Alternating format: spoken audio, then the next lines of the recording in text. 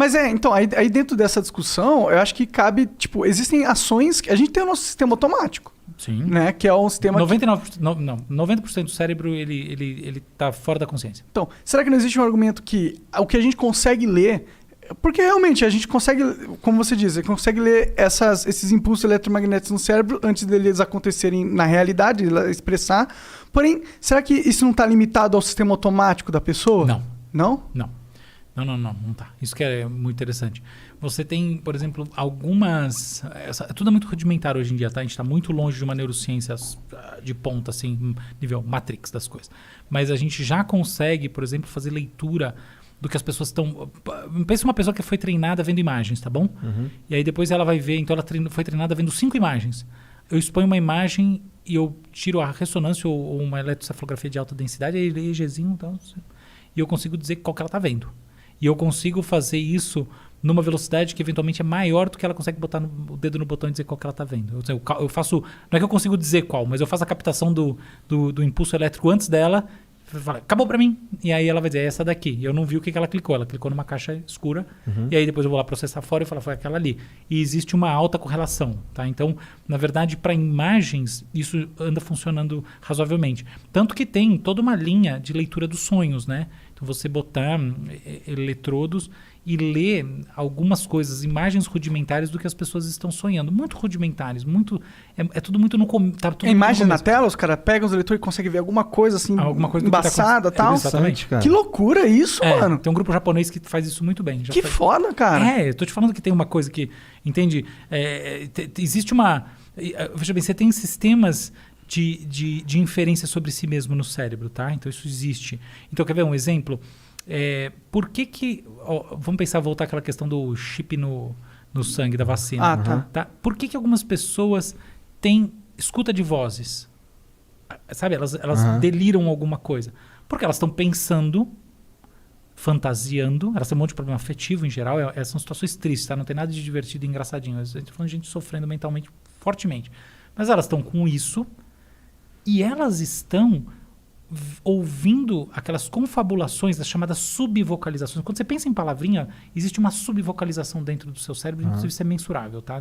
Então, beleza, elas estão ouvindo as palavrinhas como se ela tivesse como agência, como emissor, um outro, ok? Uma outra pessoa. Até aí tá bom. Por que isso acontece? Uma das razões, uma das teses, inclusive eu tenho vários papers nesse assunto, é chamada corollary discharge, que é, eu não sei como falar isso em português, mas é o seguinte, basicamente eu tenho descarga colorida.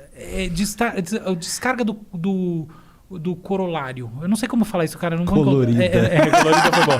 Eu não sei como encontrar um caminho para não é dizer. Mais genial. Exatamente. Desceu aí uns 50 pontos na escala do QI, né? Mas qual que é a jogada? Que é muito legal. Essa tese é brilhante, assim. Quando eu descobri isso, eu fiquei maravilhado. Quando a gente... Você já percebeu que você não consegue... Imagina que você quer ganhar... Você gosta de cafuné? Gosto. Você gosta que sua namorada faça cafuné em você? Gosto. Então, por que você não faz cafuné em você mesmo?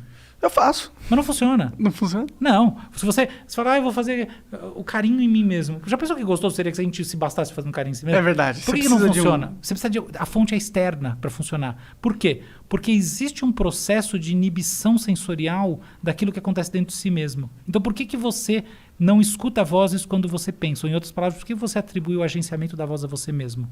A resposta é simples. Porque existe um processo de atenuação da fenomenologia, da experiência da voz dentro de você. Essa atenuação marca você em relação àquilo que se escuta e entra pelos seus tímpanos. Entende? Então, o que acontece? Isto mostra que você faz uma leitura de você mesmo. Entende? O próprio fato de que a escuta de vozes é uma disrupção, inclusive é uma disrupção de axônios frontotemporais, tá? Ligando áreas frontais do cérebro com áreas temporais do cérebro. Essa disrupção faz você escutar vozes como se áreas independentes do seu cérebro estivessem emitindo isso como um agente externo. Isso sugere, por assim dizer, que existe um leitor de você mesmo dentro de si. Dentro do cérebro. E o leitor de você mesmo significa, voltando agora aplicando aquela outra reflexão, outra discussão, que é a verdadeira discussão, que no final das contas você pode prever algumas coisas desde que você seja mais rápido do que o leitor de si mesmo. Entendeu? E dá pra ser mais rápido conscientemente? Sim, é isso que está acontecendo com a ciência. Ah, sim, mas não é conscientemente, é através da tecnologia. É, isso que eu tô falando. Sim, Você sim, pode sim, ser mais sim. rápido que a leitura consciente de uma pessoa, o que significa que você pode botar em xeque algumas questões, algumas manifestações do livre-arbítrio, simplesmente mostrando que antes da experiência do que é, você inferiu. Então, fala, pô, mas cadê seu livre-arbítrio? Eu já sei que você vai fazer X. É para esse lado que as coisas estão indo. O que você acha sobre consciência? Eu sei que é uma questão... Como assim, o que eu acho? Tipo, o que você acha que é, tá ligado? Eu sei que ninguém sabe o que é. Não, todo mundo sabe o que é. Sabe? Sabe. É isso que você sente quando você fecha os olhos e pensa. Ah, tudo quem é bem, o tudo Monark? bem. A gente Não, é sério que eu tô sente o falando. que é. Mas o que é exatamente? Fisicamente. É. Então, eu vou roubar no jogo, tá? Eu Tá. diria assim, o que é... Tem coisas que o que são é a própria manifestação do que aparece pra você, tá? Tem um cara que eu acho maravilhoso, que falava isso muito bem, que é o Merleau-Ponty. Maravilhoso, maravilhoso. Acho que ele realmente ele conseguiu botar isso nas palavras mais bonitas e profundas. Então, por exemplo, o que é a consciência? O cara fecha os olhos e tá aí, ó, consciência. É isso que é consciência. O que é o mundo? É o mundo. Não tem essa. O que pode acontecer é você estar distraído, estar numa vibe errada e você não consegue entender o que é. Mas quando você se centra, faz uma meditação, você vai dizer o que é consciência imediatamente. Consciência é aquilo que não te permite meditar. Entendeu? Por essa interferência, você vai dizer consciência. Isso é uma coisa. Outra coisa é, quais são os mecanismos de manifestação da consciência? Do ponto de vista físico. Aham. Aí você tem uma nova discussão, que é a discussão como é que ela está implementada, por assim É dizer. isso. Tá? É, exatamente. Essa é a discussão. A gente tem várias teorias. Uma teoria da consciência, que eu acho que é uma teoria que tem bastante valor, é uma teoria de um cara chamado Bars, que chama-se Global Workspace. A consciência é um processo, é uma experiência que emerge em função da seleção natural, porque ela é valiosa, mas que ela emerge porque ela integra processos cerebrais que, se fossem dispersos, iam fazer a mesma coisa que a mente esquizofrênica, cujo agenciamento de uma ideia não é atribuído para você mesmo e, portanto, não permite você conectar as diferentes formas de processamento do seu cérebro. Por que a gente consegue? Eu penso numa imagem, aí eu penso uma palavra, aí eu tomo um sentimento, e aí eu modelo tudo isso pela atenção que eu estou prestando aqui no Igor, e aí, de repente, no Monark, e aí, de repente, pensando um pouco, puta, mas tem uma pessoa em casa que talvez ela não vai entender direito. Como é que eu faço para organizar isso tudo? Eu faço o seguinte, eu sinto uma integração que gera num output, que é a minha fala, que eu acho que ela tem que encontrar um caminho do meio nisso tudo, senão não vai ser legal.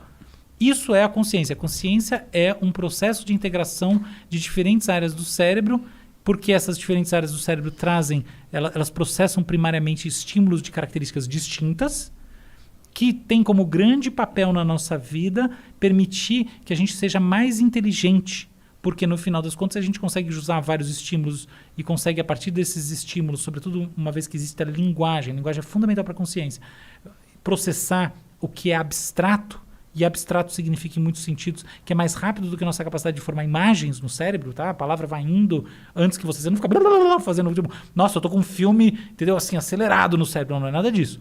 Ela vai, tá? O caminho da linguagem é um caminho que não necessariamente passa pelas imagens mentais. Você não fica... É verdade. Aí ele vai. Então, isso é o que a consciência te dá. É como músico, por exemplo, vocês tocam? Não. Então, quando você toca, existe uma sensação de que você tá na linha certa, entendeu? Flow.